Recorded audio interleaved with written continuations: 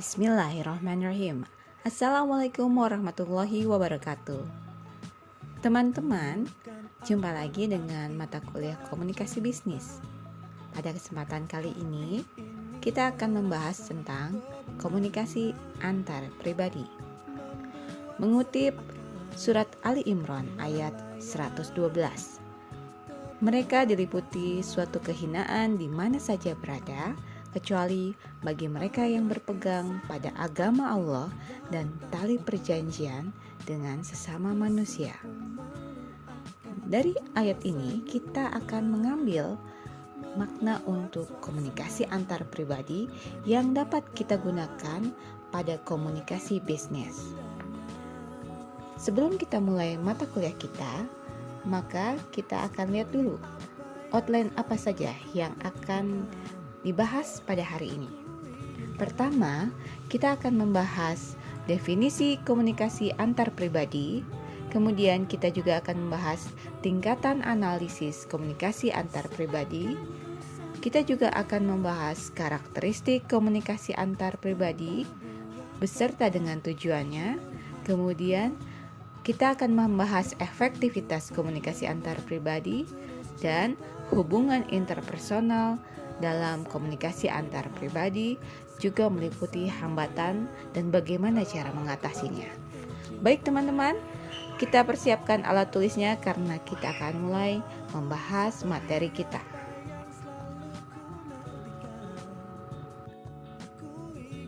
Berbicara mengenai komunikasi antar pribadi, kita akan dihadapkan dengan beberapa definisi dari beberapa peneliti maupun ilmuwan ilmu komunikasi. Seperti yang teman-teman lihat, ini adalah definisi komunikasi antar pribadi secara umum, di mana komunikasi antar pribadi merupakan komunikasi yang berlangsung antara dua orang, di mana terjadi kontak langsung dalam bentuk percakapan, baik tatap muka maupun melalui medium. Adapun yang mengatakan bahwa komunikasi interpersonal atau komunikasi antar pribadi adalah komunikasi yang dilakukan antara seseorang dengan orang yang lain dalam suatu masyarakat maupun organisasi, baik itu organisasi bisnis maupun non-bisnis, dengan menggunakan media komunikasi serta bahasa yang mudah dipahami untuk mencapai tujuan tertentu. Berdasarkan pengertian yang tadi saya sebutkan, maka ada 4 hal penting yang dapat kita catat. Yang pertama, komunikasi interpersonal dilakukan oleh 2 orang atau lebih.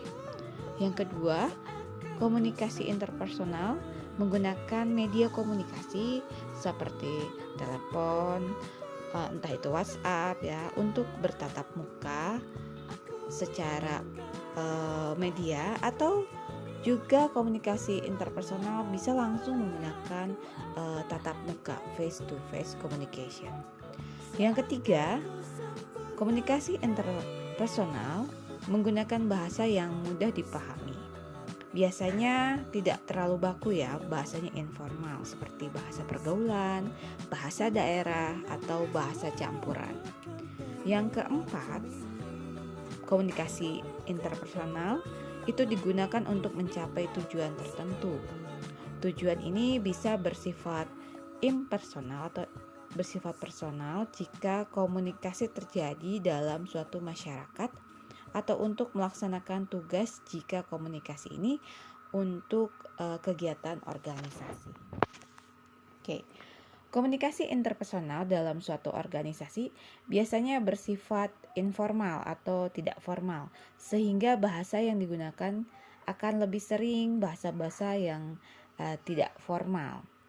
Komunikasi interpersonal dalam organisasi biasanya sering berfokus bagaimana penerima dapat memahami pesan yang disampaikan oleh komunikator dengan baik.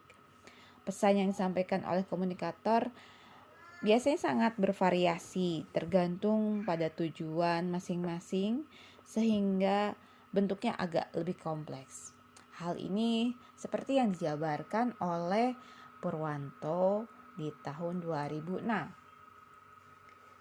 Nah, Kita sekarang masuk pada definisi komunikasi antar pribadi atau komunikasi interpersonal yang dijabarkan oleh De Vito. Kalau menurut De Vito, komunikasi antar pribadi adalah pengiriman pesan dari seseorang dan diterima oleh orang lain atau sekelompok kecil orang dengan efek dan umpan balik yang berlangsung. Ya, ini menurut De Vito. De Vito itu siapa? De Vito itu salah satu ilmuwan ilmu komunikasi ya. Baik, sampai sini teman-teman mudah dipahamikah mengenai komunikasi antar pribadi? Mudah-mudahan mudah dipahami ya, karena komunikasi antar pribadi biasanya terjadi dalam bentuk verbal maupun non-verbal. Entah itu bentuk verbalnya dilakukan secara lisan atau tertulis, sedangkan kalau non-verbalnya dilakukan dengan simbol-simbol atau isyarat yang dikirimkan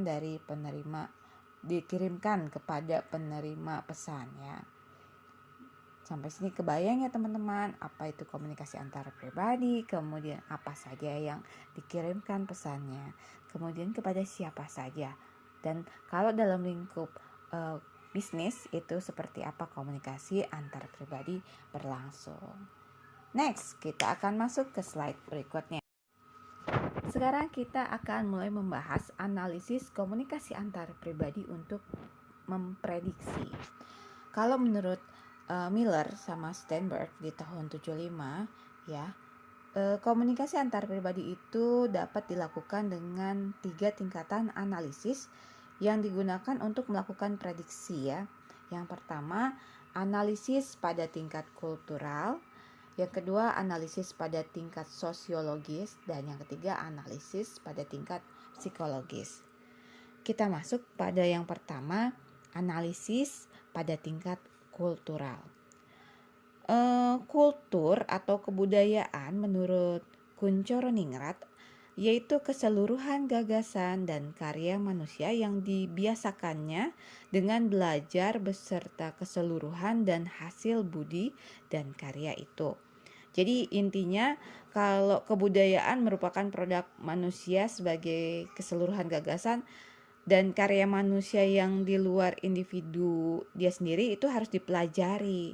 Oleh karena itu kebudayaan biasanya memiliki batas-batas geografis, walaupun ada kalanya batas-batas geografis itu sendiri tidak terlalu jelas. Maka analisis tingkat kultural ini digunakan untuk mencapai efek yang diharapkan oleh komunikator dalam melakukan prediksi.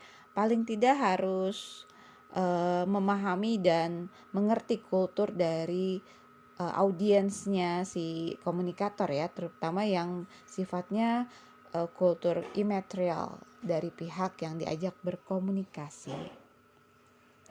Kemudian kita akan masuk pada analisis pada tingkat sosiologis. Pada analisis tingkat sosiologis ya, analisis tingkat ini komunikator melakukan prediksi mengenai reaksi komunikan terhadap pesan yang ia sampaikan berdasarkan keanggotaan komunikan dalam kelompok sosial tertentu berupa nilai dan norma kelompok yang dianut oleh pihak lain. Keanggotaan suatu kelompok itu biasanya tidak terikat pada faktor batas-batas geografis. Jadi beda dengan analisis pada tingkat kultural ya. Kalau misalnya nih umat Islam memiliki norma agama dan keyakinan yang sama dengan orang Islam yang ada di Indonesia, Malaysia ataupun di Arab Saudi. Nah, norma dan nilai-nilai kelompok lebih bersifat spesifik dibandingkan dengan norma dan nilai-nilai yang berlaku bagi anggota dari kultur tertentu. Norma yang ada pada dan nilai-nilai yang ada di suatu kelompok biasanya disusun secara teratur dan secara jelas dan berlaku dan dikenakan untuk setiap anggotanya, sehingga harus ditaati nilai-nilai dan norma tersebut sehingga masyarakat yang melingkupinya ya itu menjadi suatu kelompok dalam norma dan nilai yang ada di dalamnya. Oke. Sekarang kita masuk pada analisis tingkat psikologis. Pada analisis tingkat psikologis, komunikator melakukan prediksi pada data psikologis pihak lain yang berkomunikasi. Datanya data apa? Yaitu data karakteristik khas kepribadian pihak lain. Makin besar para pelaku komunikasi saling mengenal secara individu satu sama lain, maka komunikasi akan bersifat pribadi. Tiap individu yang memiliki kepribadian dan watak yang tidak pernah sama dengan yang lainnya merupakan hasil tempaan dan bentukan berdasarkan pengalaman masa lalu. Jadi bila ada dua individu yang satu sama lain bisa saling mengerti, saling memahami antara kepribadian dan wataknya masing-masing, ini baru dikatakan bahwa satu sama lain telah melakukan komunikasi dengan tingkat prediksi atas data psikologis ya. Contoh, suami istri yang menikah ya, belum tentu satu sama lainnya dapat melakukan prediksi secara psikologis. Karena ada aja nih pasangan suami istri yang walaupun sudah menikah 15 tahun tapi pisah di tengah jalan karena alasan tidak dapat saling memahami, nggak dapat saling mengerti. Tapi banyak aja pasangan yang dapat menikah sampai tua, sampai kakek nenek, karena mereka saling memahami apa kesukaan pasangannya, apa yang bikin bad mood pasangannya, pakaian apa yang bikin senang, apa yang bikin pasangannya bahagia. Nah, seperti itulah analisis pada tingkat psikologis. Namun pada saat kita ngomongin komunikasi bisnis, analisis tingkat psikologis itu terlalu tinggi tingkatannya, sehingga kita membutuhkan banyak waktu, karena data karakteristik pribadi orang itu kita harus menggalinya lebih dalam, kecuali kita memang melakukan komunikasi dengan audiens kita itu lebih mendalam. Padahal komunikasi bisnis itu kan tidak setiap hari kita bertemu seperti orang rumah kita atau pasangan kita.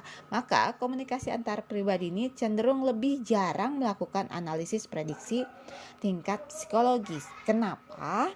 Karena yang pertama memerlukan waktu yang lebih lama.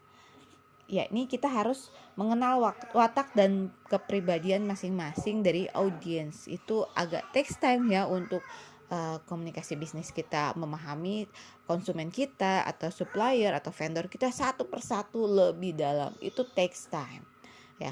Kemudian yang kedua, pada umumnya nih orang akan lebih cenderung untuk memilih tingkat analisis kultural dan analisis sosiologis untuk memprediksi, karena akan lebih cepat waktunya.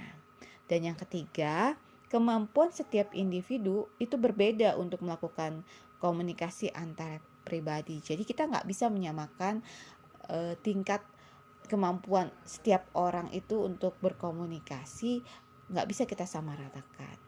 Nah, itu adalah 3 tingkatan analisis dalam komunikasi antar pribadi untuk melakukan prediksi.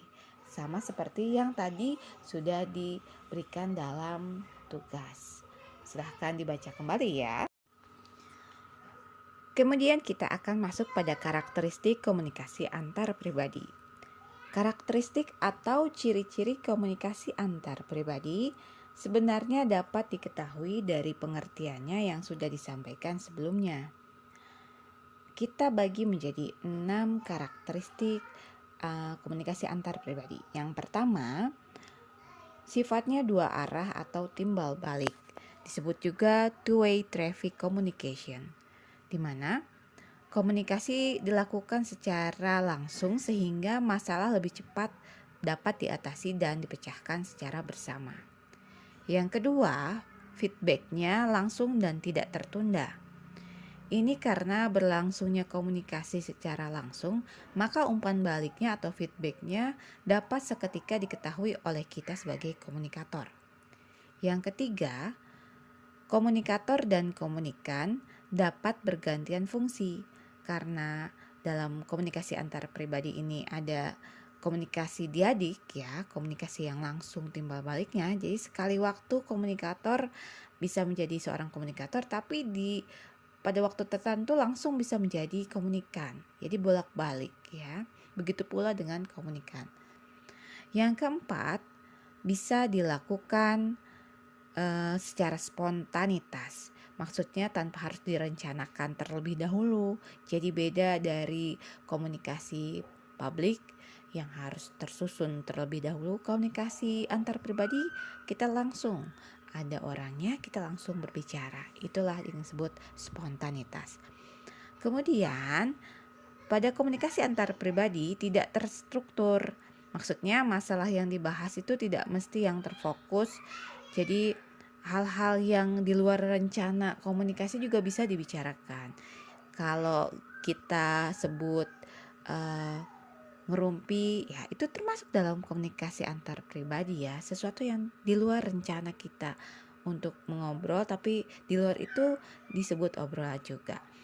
Kemudian yang terakhir, adanya komunikasi antar pribadi lebih banyak terjadi pada dua orang, tapi tidak menutup kemungkinan juga terjadi pada sekelompok kecil orang. Ini yang akan membedakan nanti antara komunikasi antar pribadi dengan komunikasi kelompok.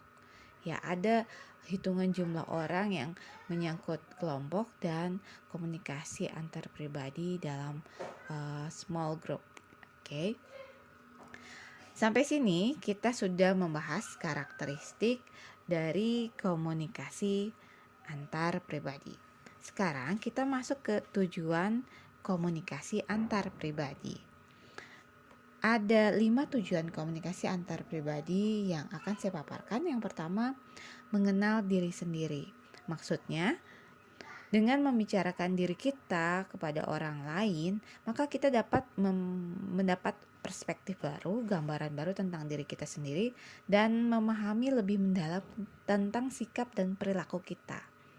Dengan komunikasi antar pribadi juga kita dapat belajar tentang bagaimana dan sejauh mana kita harus membuka diri pada orang lain. Jadi komunikasi antar pribadi membuat kita dapat mengetahui nilai, sikap, dan perilaku orang lain, dan kita juga dapat menanggapi dan memprediksi tindakan orang lain. Yang kedua, dengan komunikasi antar pribadi kita dapat mengetahui dunia luar. Maksudnya dengan komunikasi antar pribadi itu kita memungkinkan diri kita untuk memahami lingkungan diri kita di sekeliling kita. Yang ketiga, tujuan dari komunikasi antar pribadi yaitu menciptakan dan memelihara hubungan sehingga menjadi lebih bermakna. Sebagai makhluk sosial, kita kan ingin lebih erat dengan orang lain ya. Makanya manusia ingin menciptakan dan memelihara hubungan lebih dekat kepada orang lain. Itu masuk menjadi tujuan komunikasi antar pribadi. Kemudian tujuan yang keempat adalah mengubah sikap dan perilaku. Maksudnya dalam komunikasi antar pribadi sering kita berupaya untuk mengubah sikap dan perilaku orang lain. Karena kita ingin seseorang itu memilih sesuatu cara atau mencoba sesuatu atau mendengarkan suatu musik ya, itu karena kita yang mengarahkannya. Disebut juga dengan persuasif ya. Dan yang terakhir, tujuan dari komunikasi antar pribadi untuk bermain dan mencari hiburan. Ya, kadang-kadang ya yang disebut hal bermain dan mendapat hiburan ini dianggap nggak penting, tetapi sebenarnya komunikasi yang demikian ini perlu dilakukan karena kalau kita melakukan sesuatu yang monoton itu membuat kita jadi tegang, serius, jadi nggak masuk apa yang diobrolin. Maka perlu juga komunikasi antar pribadi ya, tujuannya untuk menghibur. Nah, sampai sini kita sudah membahas tentang karakteristik dan tujuan komunikasi antar pribadi. Nah, sekarang kita akan membahas ke slide berikutnya. Baik teman-teman, kita masuk pada pembahasan komunikasi sebagai proses transaksional. Jadi, komunikasi antar pribadi merupakan sebuah proses komunikasi transaksional. Kenapa? Karena pada komunikasi antar pribadi ini ya terjadi transaksi yang sifatnya intersubjektif. Di dalam bahasa Rosjern ya disebut komunikasi penuh manusia. Karena penafsiran kita atas perilaku verbal dan nonverbal orang lain yang kita kemukakan kepadanya akan mengubah penafsiran orang lain atas pesan-pesan kita, dan pada gilirannya akan mengubah kita atas penafsiran kita, dan seterusnya ya.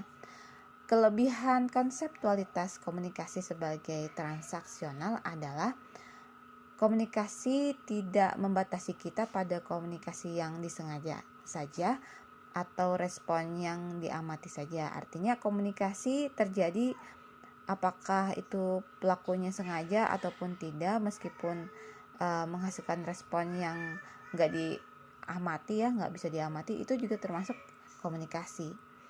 Dalam komunikasi transaksional, komunikasi dianggap telah berlangsung bila seseorang telah menafsirkan perilaku orang lain, baik itu perilaku verbal maupun nonverbal. Pemahaman ini mirip dengan definisi berorientasi penerima seperti yang dikemukakan oleh Burgon ya, salah satu peneliti ilmu komunikasi, yang menekankan pada variabel-variabel berbeda, yakni penerima dan makna pesan bagi penerima pesan. Hanya saja penerimaan pesan itu berlangsung secara dua arah, bukan satu arah. Komunikasi pada dasarnya adalah suatu proses yang dinamis ya, yang diadik seperti yang Ibu tadi sampaikan, yang secara sinambung mengubah pihak-pihak yang berkomunikasi. Berdasarkan pandangan ini, pihak-pihak yang berkomunikasi adalah komunikator-komunikator yang aktif mengirimkan dan menafsirkan pesan. Setiap pihak yang dianggap pengirim dan penerima pesan itu akan selalu berhubungan timbal balik, makanya disebut transaksional. Para pakar mendefinisikan komunikasi sebagai proses karena komunikasi merupakan kegiatan yang ditandai dengan tindakan, perubahan, pertukaran, dan perpindahan. Terdapat beberapa kelanjutan dari setiap unsur komunikasi tersebut, sehingga komunikasi tidak mempunyai awal dan nggak punya akhir. Ya, jadi meskipun kematian menghentikan peran si komunikator sebagai penerima, tetap aja kita tidak dapat menyetop proses komunikasi ya. Nah, sampai sini ini adalah penjelasan komunikasi sebagai proses transaksional. Baik teman-teman, kita masuk pada ciri dari komunikasi antar pribadi yang efektif. Itu seperti apa? Ada 5 hal. Yang pertama tentang ciri keterbukaan, kemudian dukungan, ketiga rasa positif, yang keempat empati, dan yang kelima kesetaraan. Kita bahas yang pertama ya teman-teman. Keterbukaan ini kalau dilihat ada 2 aspek, yaitu bagaimana kita harus terbuka pada orang yang berinteraksi dengan kita, dan yang kedua bagaimana kita memberikan tanggapan terhadap orang lain dengan jujur ya. Kemauan kita untuk menanggapi dengan senang hati informasi yang diterima di dalam hubungan interpersonal itu disebut dengan keterbukaan ya. Kualitas keterbukaan mengacu pada 3 aspek dari komunikasi interpersonal. Yang pertama, komunikator interpersonal yang efektif harus terbuka kepada komunikannya. Ini artinya bukan berarti bahwa orang harus dengan segera membuka semua riwayat hidupnya, enggak juga ya. Tapi memang mungkin lebih menarik. Namun biasanya itu enggak membantu proses komunikasi. Sebaliknya ya, harus ada kesediaan untuk membuka diri, mengungkapkan informasi yang biasanya disembunyikan, asalkan pengungkapan diri ini secara patut dan wajar ya, jadi enggak alay. Kemudian yang kedua, mengacu pada kesediaan komunikator untuk bereaksi secara jujur terhadap stimulus yang datang. Orang yang diam, enggak kritis, dan tidak ada tanggapan pada umumnya memberikan komunikan rasa jemu ya, menjemukan ya. Jadi bila ingin komunikan bereaksi terhadap apa yang komunikator ucapkan, komunikator dapat memperlihatkan keterbukaan dengan cara bereaksi secara spontan terhadap orang lain. Dan yang ketiga ya, menyangkut kepemilikan perasaan dan pikiran, di mana komunikator mengakui bahwa perasaan dan pikiran yang diungkapkannya adalah miliknya dan ia akan bertanggung jawab sepenuhnya atas pikiran dan perasaannya ya. So sweet banget. Kemudian kita masuk pada ciri yang kedua, yaitu perilaku suportif atau dukungan, supportiveness. Situasi di mana situasi yang terbuka untuk mendukung komunikasi berlangsung efektif. Hubungan interpersonal yang efektif adalah hubungan di mana terdapat sikap mendukung. Individu yang memperlihatkan sikap mendukung dengan bersikap deskriptif, bukan evaluatif ya, evaluatif menilai terus ya. Kemudian spontan, bukan yang strategis diatur gitu. Nah, itu bukan bentuk dari supportiveness ya, bukan bentuk dari ciri komunikasi efektif. Kemudian yang ketiga adalah perilaku positif. Sikap positif adalah keadaan jiwa seseorang yang dipertahankan melalui usaha-usaha yang sadar bila sesuatu terjadi pada dirinya, supaya tidak membelokkan fokus mental seseorang pada yang negatif ya. Kalau misalnya kita membangun sesuatu dengan rasa positif, maka komunikasi yang terjadi akan lebih enak, lebih positif. Yang keempat, kita akan berbicara tentang ciri empati.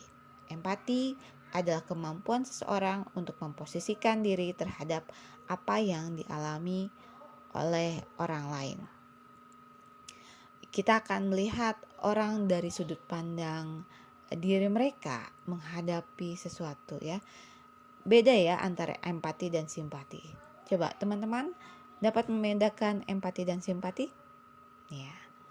Yang terakhir, cirinya adalah kesamaan, yaitu adanya pengakuan secara diam-diam bahwa kedua pihak itu bernilai sama dan memiliki harga harga nilai yang sama antara kedua belah pihak.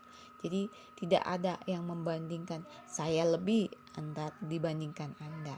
Nah, komunikasi antar pribadi akan lebih efektif ya bila suasananya ini lebih setara, artinya ada pengakuan saling menghargai, saling menghormati, mempunyai sesuatu yang penting untuk disumbangkan satu sama lainnya. Kesetaraan meminta kita untuk memberikan penghargaan positif yang tidak bersyarat kepada individu lain. Ini yang disampaikan oleh Lily Wery ya di bukunya di tahun 91. Komunikasi antar pribadi sebenarnya merupakan suatu proses sosial di mana orang-orang yang terlibat di dalamnya saling mempengaruhi, mempengaruhi. Ini prosesnya merupakan proses yang psikologis ya, dan karenanya merupakan permulaan dari ikatan psikologis antar manusia yang memiliki suatu pribadi. Jadi kalau kita ngomongin komunikasi yang efektif itu, jangan lupa dengan 5 hal, dari mulai apa tadi? Ya, dari mulai keterbukaan, dukungan, rasa positif, empati, dan kesetaraan. Kita lanjut pada slide berikutnya. Hubungan antar pribadi merupakan hubungan komunikasi yang meliputi prediksi timbal balik yang didasarkan pada data psikologis.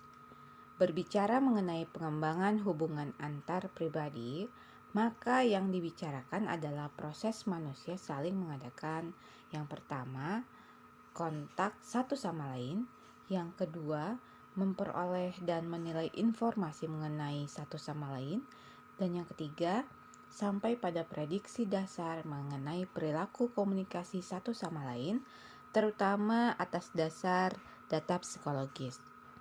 Salah satu tanda komunikasi itu efektif, yang penting adalah hubungan interpersonalnya harus baik.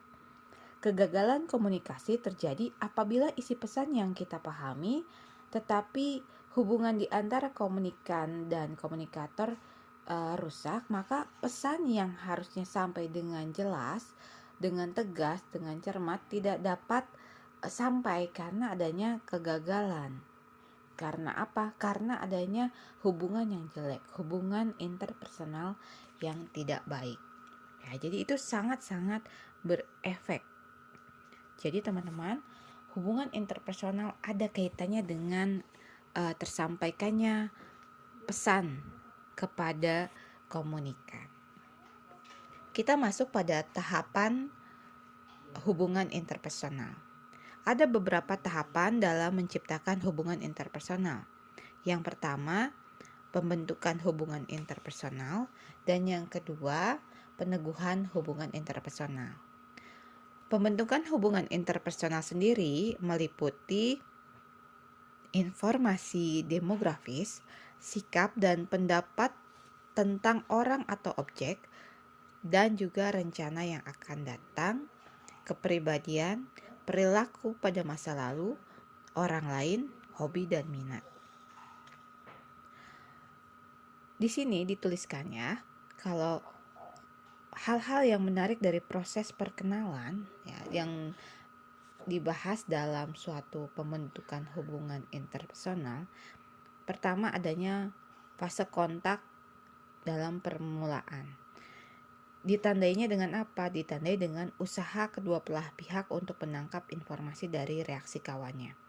Masing-masing pihak berusaha untuk menggali secepat mungkin identitas, sikap, dan nilai dari pihak lain. Yang kedua, proses saling menarik atau saling tarik-menarik disebut juga dengan Newcomb. Kalau teman-teman pernah membahas tentang model Newcomb, nah ini merupakan bagian dari tahapan hubungan interpersonal. Pada fase ini, informasi yang dicari dan yang disampaikan umumnya berkisar mengenai data demografis, pekerjaan, usia tempat tinggal, keadaan keluarga, dan yang lainnya. Informasi pada tahap perkenalan itu bisa dikategorikan menjadi informasi demografis, rencana yang akan datang ya, sikap, kemudian pendapat, kepribadian, perilaku, masa lalu, orang lain, hobi dan minat seperti yang tadi disampaikan di awal. Kemudian kita masuk pada tahapan hubungan yang kedua, yaitu peneguhan hubungan interpersonal. Ada 4 faktor. Yang pertama, keakraban. Keakraban merupakan pemenuhan kebutuhan akan kasih sayang. Hubungan interpersonal akan terpelihara apabila kedua belah pihak sepakat tentang tingkat keakraban yang diperlukan. Jadi gak banget kalau teman-teman baru memulai perkenalan langsung SKSD, sok kenal sok dekat ya. Kita harus menentukan sampai tahap mana kita dikatakan dekat dengan komunikan kita. Kemudian yang kedua, faktor kedua adalah kontrol, yaitu kesepakatan tentang siapa yang akan mengontrol siapa dan bila mana konflik terjadi, umumnya bila masing-masing ingin berkuasa atau tidak ada pihak yang mau mengalah. Jadi pendominasian atau siapa yang akan bicara, siapa yang lebih melit pembicaraan, itu juga merupakan bagian dari peneguhan hubungan interpersonal. Yang ketiga, respon yang tepat. Respon yang tepat, misalnya respon A harus diikuti dengan respon B yang sesuai. Respon ini ada 2 ya. Yang pertama, konfirmasi, yaitu akan memperteguh hubungan interpersonal ya. Macam-macam konfirmasi yang dimaksud adalah pertama, pengakuan langsung. Contohnya, saya setuju, ya kamu benar gitu ya. Yang kedua, perasaan positif. Yang ketiga, respon meminta keterangan. Yang keempat, respon setuju. Yang kelima, respon suportif. Contohnya, saya ngerti apa yang kamu rasakan. Nah, itu respon suportif. Respon yang jenis kedua adalah diskonfirmasi, yaitu yang merusak macam-macam. Contohnya, yang pertama, respon sekilas ya, memberi respon tetapi ngalihin pembicaraan. Kalau misalnya kita ngajakin ngomong, kamu tadi ngambil uang saya. Enggak, tapi gini ya, kamu lihat nggak ada mobil tadi lewat? Nah, itu disebut dengan respon pengalihan ya. respon sekilas tapi ngalihin pembicaraan. Yang kedua, respon impersonal. Maksudnya memberi respon dengan menggunakan kata ganti orang ketiga. Contohnya, orang memang sering marah diperlakukan seperti itu. Nah, itu sebenarnya kita ngomong untuk diri kita, tapi kita memperlakukannya dengan kata ganti orang lain. Yang ketiga, respon kosong. Contohnya, saya nggak dihirauin sama dia sama sekali. Nah, itu respon kosong. Harkos, ya, harapan kosong. Yang keempat, respon yang tidak relevan. Yang kelima, respon interupsi. Dan yang keenam, respon rancu. Dan yang ketujuh, respon kontradiktif. Ya, jadi ingat-ingat, respon itu ada dua macam, yang terkonfirmasi dan yang tidak terkonfirmasi atau respon impersonal. Ya. Kemudian kita masuk ke nada emosional yang tepat, yaitu bila terjadi emosional maka usahakan untuk menahannya. Contoh, kalau kita lagi nggak mood gitu ya, terus kita ketemu orang yang nggak mood, jangan sama-sama nggak mood. Akhirnya terjadi kerusakan dalam hubungan interpersonal. Ya. Sampai sini teman-teman, itu adalah penjabaran dari hubungan interpersonal beserta tahapan hubungan interpersonal. Kita akan masuk pada hambatan-hambatan apa saja yang terjadi pada hubungan interpersonal. Ya, kita cek. Yang pertama ada labeling. Labeling itu bukan label yang nempel pada baju atau tas ya, bukan. Tapi labeling adalah bila seseorang memberikan atribut mengenai sifat tertentu pada orang lain dengan asumsi orang itu bertanggung jawab atas atribut tersebut. Misalnya ada orang yang tukang pinjam uang, dia akan disebut orang tukang pinjam uang, ya. Ada juga misalnya orang yang sering bohong, maka dia akan dilabelin orang tukang bohong. Atau orang yang suka gonta-ganti pacar disebut tukang gonta-ganti pacar. Itu labeling. Oke. Kemudian yang kedua adalah blame placing, yaitu menimpakan kesalahan kepada orang lain. Contohnya, ketika kita melakukan sesuatu bersama-sama dalam teamwork biasanya, ya, kemudian kita menemukan kegagalan. Nah, nanti nih teman-teman, pada saat kita harus teamwork, kemudian terjadi kegagalan, biasanya kita ngeblame. Ini nih marketingnya nih lelet banget, atau aduh nih ketua kita tuh agak-agak lola ya, loading lama, sehingga kita kurang gercep dari kelompok lain. Nah, itulah blame placing. Kemudian ada punctuating. Punctuating adalah menimpakan kesalahan pada orang lain yang enggak berkesudahan. Ya, contohnya anak pembawa sial. Kadang-kadang juga di kelompok ya, entah di organisasi atau di sebuah perusahaan, kadang-kadang ada saja yang disebut punctuating. Ya, ada saja orang yang disalah-salahin walaupun ada nggak adanya dialah yang tersalahkan. Nah, seperti itulah punctuating. Kemudian yang keempat adalah dichotomying, ya, menduakan alternatif dalam melakukan persepsi atau menilai diri sendiri atau menilai orang lain. Contohnya nih, misalnya ada guru yang sayang sama muridnya, maka apa yang terjadi? Kalau orang lihat, kalau muridnya kurang pintar disebutnya, wah ini ada main-main nih. Nah, apalagi kalau nilainya jelek, pasti nilainya digede-gedein. Nah, tapi kalau nilainya besar, wah pantas aja lah orang anak sayangan. Nah itu ya, dichotomying. Kemudian yang terakhir adalah assuming inflexibility, menganggap seseorang tidak fleksibel ya. Contohnya orang yang kaku, dianggap kampungan ya, dianggap gak bisa ngikutin zaman. Nah itu adalah hambatan-hambatan ya dari kelima ini, hambatan-hambatan yang terjadi dalam hubungan interpersonal dan berkaitan dengan komunikasi interpersonal ya. Teman-teman, sampai sini mudah dipahami ya tentang hubungan interpersonal dan hambatan dalam hubungan interpersonal. Baik teman-teman, Di slide terakhir kita melihat adanya teori Maslow dalam topik komunikasi antar pribadi. Kenapa? Karena komunikasi antar pribadi ini, terutama ya dalam komunikasi bisnis, itu berkaitan dengan teori Maslow, teori kebutuhan manusia. Siapa yang menciptakan teori Maslow? Yaitu Abraham Maslow ya, disebut dengan bapak teori hierarki kebutuhan, yang menyatakan bahwa manusia pada dasarnya memiliki 5 kebutuhan yang bertingkat-tingkat, mulai dari kebutuhan yang paling dasar sampai dengan kebutuhan aktualisasi diri. Dari teori ini kita akan melihat jenjang kebutuhan yang lebih tinggi dari setiap orang ya.